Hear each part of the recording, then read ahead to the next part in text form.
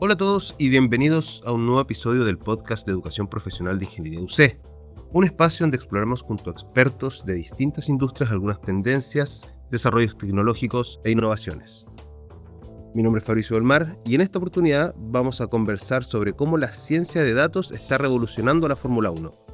En esta oportunidad nos encontramos con Sebastián Shepard, jefe de ingeniería en la escudería Alpine de Fórmula 1, y Francisco Valenzuela, director ejecutivo de CTUC. Bienvenidos. Muy buenos días. Para comenzar y entrar de lleno al tema, me gustaría comentar que el desarrollo del auto de la Fórmula 1 está en constante avance, nunca se detiene y siempre hay pruebas y mejoras incorporándose. En este proceso continuo me gustaría saber cómo aporta la ciencia de datos al diseño y evolución del vehículo. Claro, el desarrollo y la ingeniería y el diseño de los autos de Fórmula 1 ha estado desarrollándose mucho durante los años y más todos los años se está recopilando mucho más datos que te ayuda a definir y refinar mucho el diseño.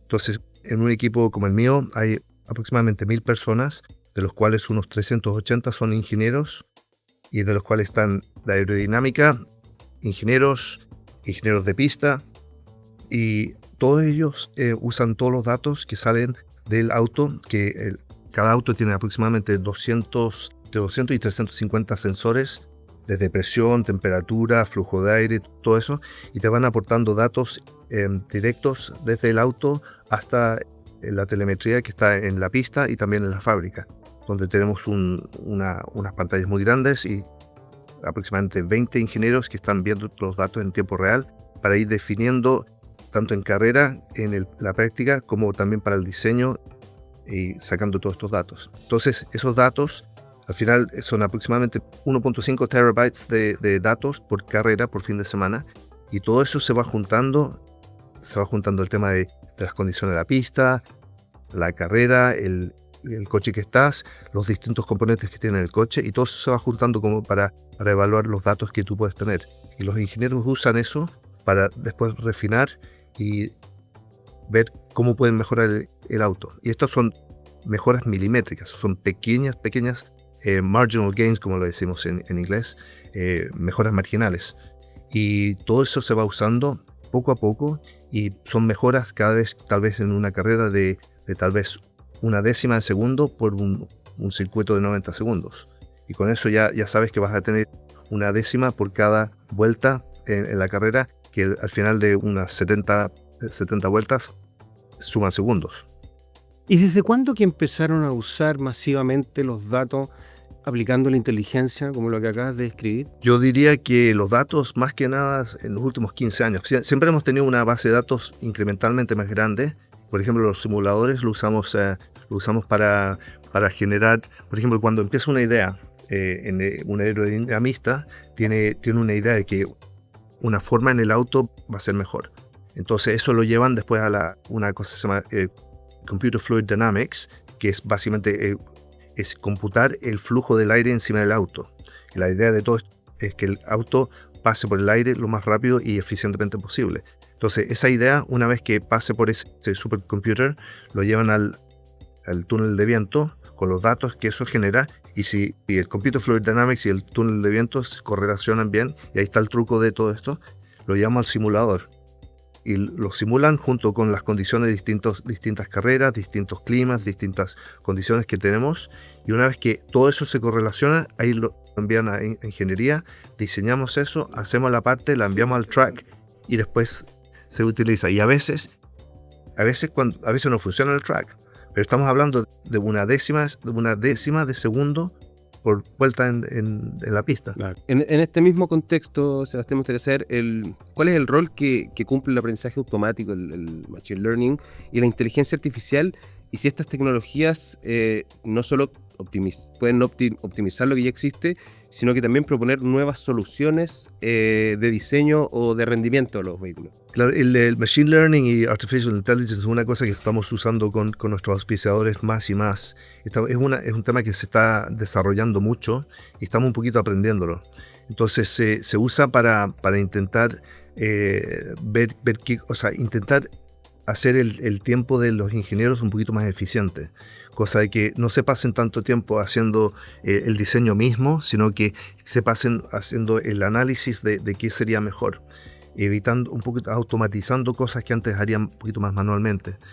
Pero al mismo tiempo y esto creo que es una de las cosas que se enseña en tu curso, Pancho, que es la calidad de los datos que tú metes al sistema va a ser el resultado de los datos que vas a sacar.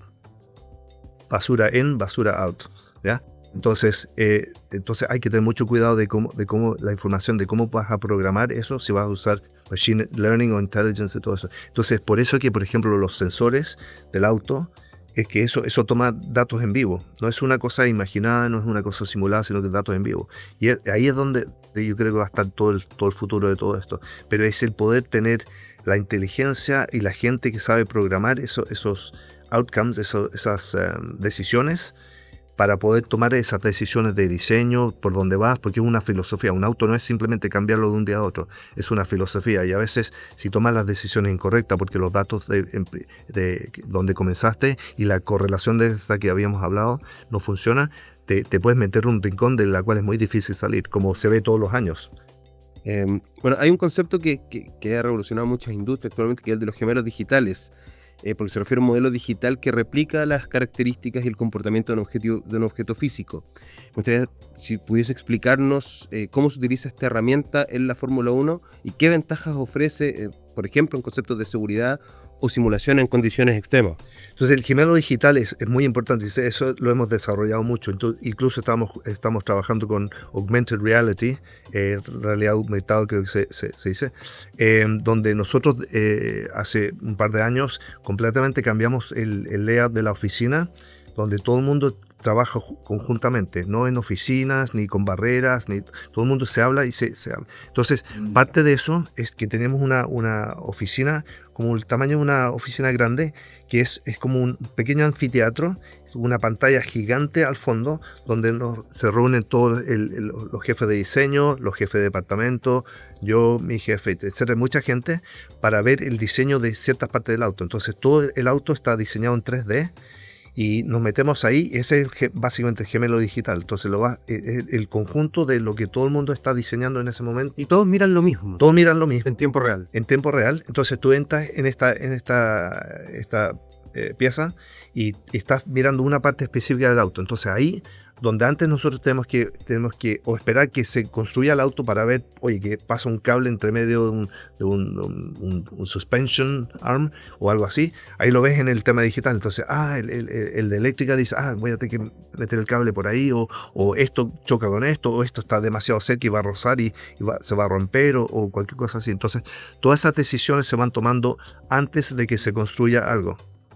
Perfecto. Por último, Francisco, para trasladarnos un poco más al plano local, me gustaría saber de los programas que existen hoy en Educación Profesional de Ingeniería UC, ¿cuáles abordan estas temáticas que recién conversamos con Sebastián? Bueno, muchas cosas de las que estaba hablando Sebastián en esta interesante charla se refiere precisamente al uso de los datos y la inteligencia artificial, no solo para poder entender what is going on, qué es lo que está pasando, sino que también what is going to happen, the next step, qué es lo que va a ocurrir, ¿ah? Y exactamente eso se vive permanentemente en la Fórmula 1. Por ejemplo, un diplomado como el de Ciencia de Datos para la Gestión es muy importante porque te permite transformar datos que son crudos en decisiones que pueden ser tremendamente estratégicas, como por ejemplo, muy parecido como pasa en la Fórmula 1, donde se analizan miles y miles de métricas por carrera para poder optimizar ese rendimiento en la pista. Relacionado con datos, programas como Big Data y Ciencia de Datos o Big Data y Machine Learning, que ha estado hablando acá Sebastián, profundizan precisamente en el manejo de grandes volúmenes de información, donde sobre eso se aplican algoritmos que pueden ayudarte a identificar patrones. el diplomado de Machine Learning aplicado, por ejemplo, es el que más me recuerda a la ingeniería de lo que pasa en la pista, porque ahí se diseñan modelos predictivos, que es lo que has estado hablando tú, Sebastián, para poder anticipar problemas, esto del cable, que se puede romper, o encontrar aquella mejor configuración que te va a dar muy buenos dividendos, pero sabiendo eso antes que el auto salga a la pista. Diplomados como el diplomado de inteligencia artificial para líderes de negocio también es muy importante porque te permite entregar una visión estratégica para poder tomar decisiones de dónde poner la ficha, dónde invertir y cómo integrar la IA en procesos que son complejos, como el diseño de un alerón especial del auto, el front wing, como tú lo decías, y algo que en la Fórmula 1 define la diferencia entre un podio y quedar fuera de los puntos. Así que, y el diplomado, por ejemplo, de inteligencia artificial generativa, que también estuvo hablando Sebastián de eso, abre también la puerta a poder generar herramientas que sean interactivas, como asistentes virtuales que le puedan ayudar a los ingenieros y a pilotos a poder simular escenarios mucho más específicos, tomar decisiones rápidas, tal como un copiloto digital en carrera, ¿no? Todas esas cosas van a seguir nutriendo, a mi juicio, la Fórmula 1, y nosotros perfectamente desde estos diplomados podemos ayudar a muchas personas a que trasladen esta mecánica de cómo funciona una industria de alto rendimiento, pero en las distintas organizaciones de los distintos sectores industriales. Perfecto, Francisco. Bueno, con esto me gustaría agradecer a Sebastián Shepard y al profesor Francisco Valenzuela por participar con nosotros, y a quienes nos escucharon hoy a través de nuestras plataformas en YouTube y en Spotify. También los invito a conocer más sobre nuestros programas en educación profesional en nuestro sitio web, y a seguirnos en redes sociales para estar al tanto de todas nuestras futuras actividades. Nos encontramos en una próxima oportunidad. Muchas gracias. Muchas gracias por la invitación.